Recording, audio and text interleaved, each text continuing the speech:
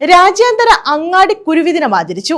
Kerala youth promotion കൗൺസിലിന്റെ നേതൃത്വത്തിലാണ് രാജ്യാന്തര അങ്ങാടി കുരുവി ദിനം ആചരിച്ചത്. 22 വരെയാണ് ദിനാചരണം നീണ്ടു നിൽക്കുന്നത്. ഇതോടനുബന്ധിച്ച് പക്ഷികളുടെ ദാഹമകറ്റുന്ന തണ്ണീർക്കുടം പദ്ധതിയും നടപ്പാക്കും. കേരള യൂത്ത് പ്രൊമോഷൻ കൗൺസിലിന്റെ നേതൃത്വത്തിലാണ് വേനലിൽ പക്ഷികൾക്ക് ദാഹജലം നൽകുന്നതിനു വേണ്ടിയുള്ള തണ്ണീർക്കുടം പദ്ധതി കൊല്ലം ജില്ലയിൽ നടപ്പാക്കുന്നത്.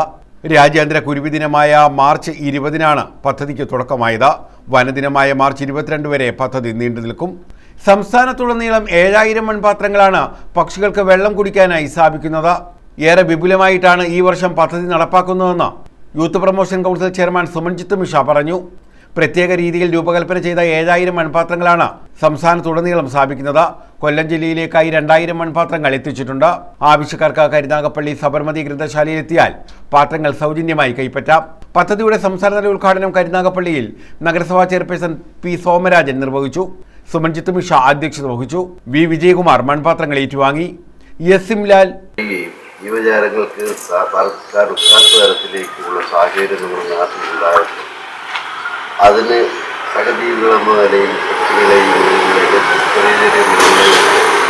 ഇവിടെ വിളിച്ചു വരുത്തി അവർക്ക് സംരക്ഷിക്കുകയും ചെയ്യാന്ന് പറയുന്നത് ഒരു വലിയ മഹാമനസ്കത മാത്രമല്ല. വിജയമാർക്കാർ പറഞ്ഞത് ഏത് സമൂഹത്തിൻ്റെ ഏത് പന്ഥാവിലും അദ്ദേഹത്തിൻ്റെ ചില കയ്യൊപ്പുകൾ തൻ്റേതായ ചില കയ്യൊപ്പുകളുണ്ട്.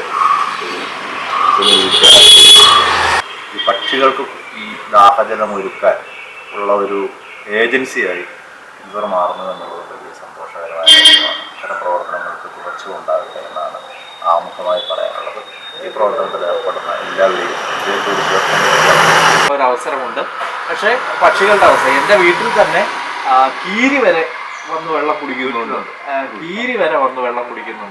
അപ്പോൾ ഒരു 4 ദിവസം കൂടി ഇരിക്കുമ്പോൾ നമ്മൾ ഈ പാത്രങ്ങൾ വൃത്തിയാക്കിക്കൊണ്ട് അവർക്ക് വീണ്ടും നമ്മൾ വെള്ളം വെച്ച് കൊടുക്കുകയാണ്.